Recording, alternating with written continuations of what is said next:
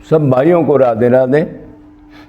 फिर हम जो लक्ष्य है उसकी तरफ चलते हैं। मनुष्य जन्म जो हमारे को मिला है उसमें ज़्यादा अपने असली घर से बिछड़े हुए हम उसके जितना नज़दीक पहुँचें या उसमें पहुँच पक्का चले ही जाएं एक बार, यही लक्ष्य होना चाहिए। संसारिक काम करते हो तो गौण, उसमें राजी मत हो, सुख मत मानो, दुख मानो संसार में। तो एक भाई का सवाल है, इस जन्म के और पिछले जन्मों के अनंत पाप ये सारे नष्ट किस साधन से होंगे? इस जन्म और पिछले अनंत जन्मों के सारे पाप किस साधन से नष्ट होंगे? टोटल पाप। तो पहले तो ये देखते हैं पाप कितने प्रकार के होते हैं। बता भाई।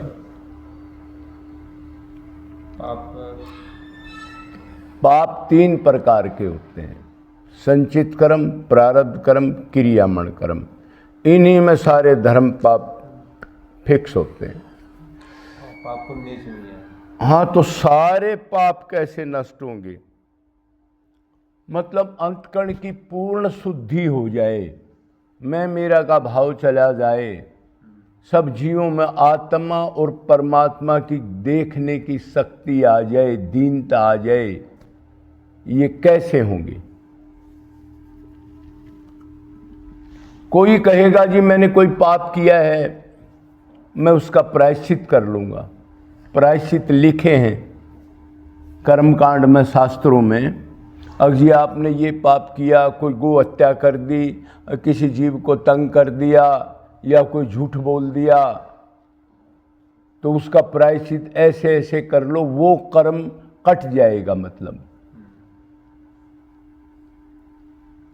तो एक तो प्रायश्चित की क्रिया कठिन ज़्यादा है, उसमें नियम सारे प्रॉपर निभाने पड़ेंगे आपको। किस टाइम कैसा कर्म क्या करना, उसके लिए कैसे कोई यज्ञ करना, क्या नियम करना, ये कलयुग में तो बहुत कठिन है। और मान लो कोई कर भी ले इस प्रायश्चित को, तो उससे तो एक ही कर्म कटाना। और कर्म हम दिन में कितने करते हैं?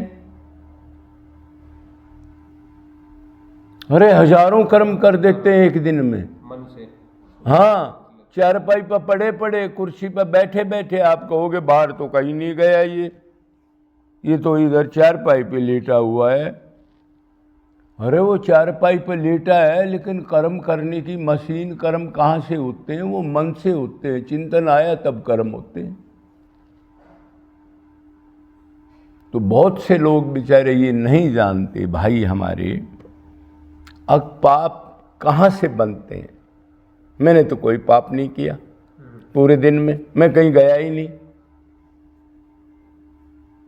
तो उसके बारे में बुरा सोचा था, उसने मेरा बुरा किया, मैं उसको मजा चखा दूंगा, वो ऐसा आदमी है, ये तो सोचा था। तो भगवान के फील्ड में तो मन के सोचने के कर्म ही नोट होते हैं। 1000 बार तो बता दी, ऐसे फ्री नहीं होगा कोई कहने से। तो फिर ये सोचना कैसे बंद हो? इस मन को भगवान में लगा दे तब बंद होगा। या जो भी कर्म का चिंतन आए शुरू में, तो उसको कंट्रोल करो, भगवान नोट कर लेंगे। वाह्यात के पाप कर्म, किसी के बारे में निंदा, चुगली, अच्छी बुराई, विषय का चिंतन करना, अगला पिछला क्यों कर रहा है, वो तो नोट हो जाएंगे। ये ध्यान रखो, नोट करेगा नहीं। कोई किताब पढ़ने लग जाओ धार्मिक, कोई लीला देखने लग जाओ, भगवान का नाम लेने लग जाओ, और चिंतन कोई गहरा बढ़ रहा है तो उठ के खड़े हो जाओ, थोड़ा बाहर देख लो, इधर देख लो, चिंतन कट जाएगा। लंबा चिंतन करोगे तो उतना ही घर कर लेगा, पाप तो बन ही रहा है। हम लोग सोचते मैंने कोई पाप नहीं किया। तो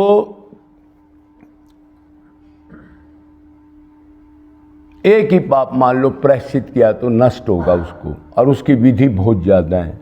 और पाप कितने हमारे? अनंत संचित कर्म हैं। गिन नहीं सकता कोई। तो अनंत जन्म करते रहेंगे प्रायश्चित, तो भी अनंत जन्म तक नष्ट नहीं होंगे, क्यों साथ के साथ बन भी तो रहे हैं। और पाप करने, मान लो हम लगातार इनका प्रायश्चित करते रहें, तो पाप करने की वृत्ति, मशीन, वो वृत्ति नष्ट नहीं होगी। क्यों? अपने को शरीर मानते हैं हम, और मन से चिंतन करते हैं। शरीर में इंद्रियां, हमारा काम नहीं बना तो वो आदमी गलत है, वो अच्छा है, उसका ये कर दूंगा, ये चलता रहता है, निरंतर चलेगा। तो प्रायश्चित करने से, मान लो हम कर भी लें, एक आदमी ने मर्डर किया, उसकी 20 साल की सजा होगी,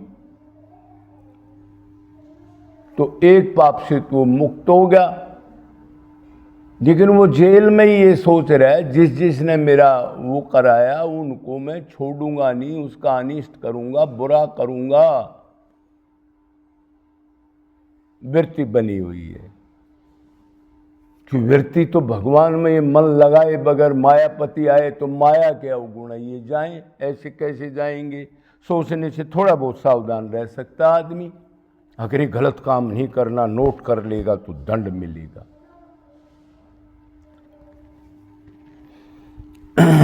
पाप मन से होते हैं, मन माया का है,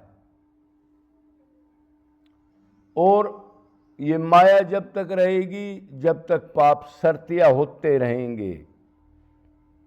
और माया कब जाएगी? जब मायापति, जो माया का पति है, जिसके अंडर माया है, वो अगर इस माया को इशारा दे, इस इधर से हट जा, और वो इशारा कब देगा? उसकी एक शर्त है, अनन्य शरणागति कर दो, तुम शरीर नहीं हो, आत्मा हो, आ जाओ मेरे पास, मत जगते चप्पल अनंत योनियों में खा रहे हो, बुढ़ापा रोग, सड़ रहे हैं बुरी तरह। इनको वैराग्य नहीं होता, इतना गंदा शरीर, बाथरूम जाते हैं, थूकते हैं, ये करते हैं, वो करते हैं, फिर भी उसी में लगे हैं ये। और इतनी बुरी शक्ल, इतना गंदा है, सारे पशु पक्षी नंगे घूमते हैं, इसको नंगा कर दे तो कोई देखना नहीं चाहता इसको। इतनी गंदगी और इतनी बनावट खराब है इसकी। तो क्या करें इन गधों का? तो कोई ये कहेगा जी चलो हम पाप तो अब छोड़ देंगे करना, और पीछे किए हैं तो निरंतर धर्म करेंगे, तो नष्ट हो जाएंगे। हो जाएंगे क्या? पीछे क्या मतलब अब तक हमने जो पाप कर लिया, अब पाप करना बंद कर दें, निरंतर धर्म करें, तो वो पाप धर्म पाप को काट देगा? वो अलग अलग, वो नहीं कटेगा, अलग अलग भोगना पड़ेगा।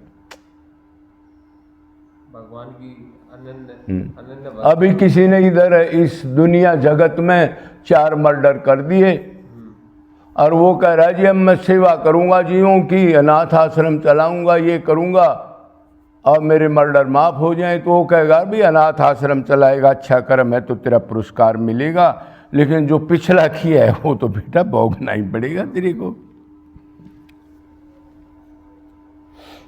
मेरे तो गिरधर गोपाल दूसरा ना कोई।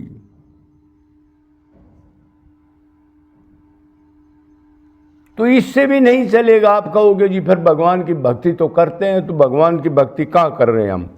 भगवान की थोड़ी भक्ति कर रहे हैं तो संसार की भी भक्ति कर रहे हैं। संसार भी सेफ रहे तो भगवान भी मिल जाए।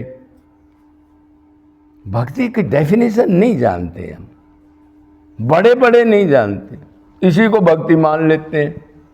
कोई पाठ कर लिया, कोई पूजा कर ली, कोई 1-2 घंटा कहीं कीर्तन में बैठ लिए बगैर मन के, और तीर्थ यात्रा कराई, 4 धाम में पैर तोड़वा लिए उसने, और निर्जला एकादशी रख ली, चिंतन खाने का करते रहे।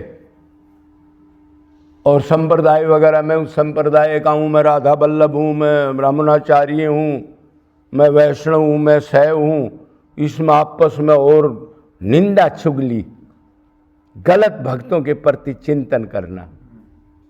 मैं तो ये हूँ, मेरा ऐसा तिलक है, मेरी ऐसी कंठी है। इसमें सारा समाज इस संप्रदायपनी में सब फंसा पड़ा है। कोई भक्त नहीं है इधर।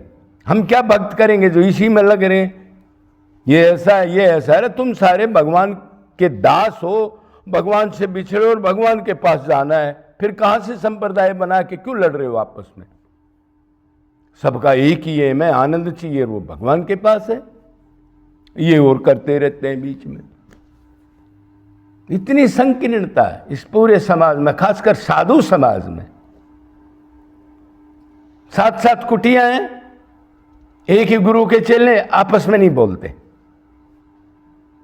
और ये इतना राग द्वेष, अपने को श्रेष्ठ इतना मान लिया कि ये तो बिल्कुल हल्का है, मैं तो एकदम से भगवान खड़े हो गए और मन में अवगुण भरे, हमारे दीन नहीं मान्या, नीच नहीं मान्या, श्रेष्ठता का भाव आयर गिरे, साधु हो चाहे कोई भी हो। ऐसी हालात है अंदर से हमारी। और कोई थोड़ा 500 का नोट दिखा दिया तो फिर वो भगवान चला गया, उसके पीछे लग लिया। किसी ने कोई कंबल दे दिया और पंक्तों में जाते हैं, किसी ने वो दे दिया तो पर्ची के लिए लड़ते हैं। रंगीली महल की पर्ची नहीं आई, लड़ते हैं आपस में। ये हालात।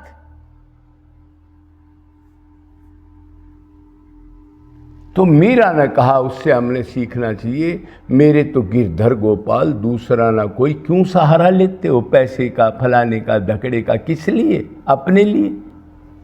अरे साधु क्या चाहिए? साधु को 2 रोटी चाहिए, ये चाहिए, उसका बंदोबस्त अगर भगवान कोई चाहता तो करते हैं। ऐसे ऐसे साधु भी झूठ बोलते देखे हमने।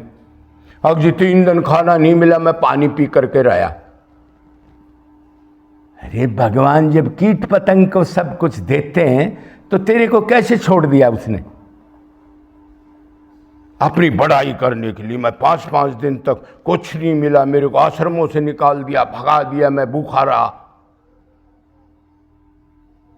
आज ऐसा टाइम है, किसी का घर आपको भूख लग रही हो, 1 या 2 घर जाके आपको खाना ना मिले, ऐसा टाइम आज कलयुग है। तो भी ऐसा है कहीं? एक नहीं तो दूसरा दे देगा, तीसरा दे देगा। भगवान का लक्ष्मीपति की भक्ति कर रहा है, फिर तेरे पास वो मर्जी से ना खाए, उसके पास सामान वो जरूर पहुंचाता है। अनन्य भगत का योगक्षेम वैनम करता हूं। अब खाली माला टांग के तिलक ला दी और मन में गलत बात हो तो फिर योगक्षेम कौन करेगा तेरा? भगत कहाँ है तू? तू तो संसार का भगत है, चिन्हों का भगत है। ऐसे नहीं करना चाहिए आदमी को। एक भगवान चाहिए, दूसरी चीज नहीं चाहिए आपको। 2 रोटी कपड़ा आपको मिलेगा यार, क्या बात है। हमारे साथ तो कोई ऐसी समस्या नहीं आई भाई आज तक। तो धोखा छोड़ना पड़ेगा। जो आजकल ये जोकरी चल रही है ना, ढोंग कर रहे हैं हम। परमात्मा भी चाहिए, संसार भी चाहिए, लड्डू पेड़ा भी चाहिए, रुपया धेला भी चाहिए, साधु बनने के बाद पंगत भी चाहिए, कोई मान सम्मान करे, गुरु कहे, कोई महाराज कहे, ये भी चाहिए। ये भक्ति है क्या? दूसरा ना कोई। अरे जब इतना अनंत ब्रह्मांड का स्वामी तू उसका रस ले रहा है तो क्या चाहिए तेरे को? नशा होना चाहिए अंदर 24 घंटे। अहंकार का नशा नहीं, अंदर है वो बैठा है, कोई दिक्कत नहीं है मेरे को, जो सबको देता है। राक्षस को भी दे रहा है तो आप तो उसकी तरफ लग रहे हो। क्यों आशा करते हो दूसरे से? आशा क्यों की? तो तन मन धन प्राण सारे निष्कट भाव से भगवान के अर्पण करना ही लाश शरणागति है। तन भी करना है, मन भी, धन है, उसको नहीं रखना चाहता, भगवान की तरफ छोड़ के और खाली आकर के फिर इधर। अरे धन भी तो दे दे, किसने दिया तेरे को? हमारा जी परिवार है, मैं तो बैरागी बन गया। अरे परिवार का हिस्सा परिवार को दे दे, तेरा भी कुछ हिस्सा है, तू पैदा होया था गधा, उसमें प्रारब्ध से तेरे को मिला। भगवान कहेगा तेरा हिस्सा प्रारब्ध का था, मेरी भक्ति करता है तो धन को मेरे को क्यों नहीं अर्पण किया? उन गधों को क्यों दे के आया? ये तो बात ठीक है, लेकिन वो सुख रहने चाहिए, फिर भक्ति करे, वो सुखी हूं, मैं निकल जाऊंगा भक्ति करूंगा, लेकिन उनका सुख खत्म नहीं होना चाहिए। कौन है वो? दूसरा ना कोई, और फिर उनका सुख देखना चाहता है। भगवान देख भी रहे हैं, नोट भी कर रहे हैं, 3 एक्टिंग एट ए टाइम चलती है। भगवान कह रहा है बेटा बचेगा नहीं तू। और फिर निरंतर निष्काम अनन्य भाव से निरंतर रो करके, अपने को पापी नीच मान करके उससे मांगना है। मांगने का तरीका क्या है? एक तो मांगने का तरीका ये होता है कि ये कहते हाँ मेरे को ये चीज दे दो, रोब से बोल रहा है और दिया कुछ भी नहीं, तो वो कहेगा चल आगे चल। एक ये होता है किसी तरह चलो ये नहीं देखता तो ये चीज चाहिए, इसको चोरी कर ले या इसको दबा के खोस ले। तो भगवान कहता है अरे मेरे बराबर भी कोई नहीं है, मेरे से ज्यादा कौन होगा, और तू सोचने की करेगा तो मैं तेरा बाप अंदर तो बैठा हूं। हाँ तो क्या करें जी, कैसे प्रेम मांगे, कैसे माया हटे? तो रो के नीच मान लेना अपने आप को। जब अनंत पाप भरे हैं तो क्यों नहीं मान के पुकारता मेरे को? रो के क्यों नहीं पुकारता? कहानी बन जाएगी। जे जे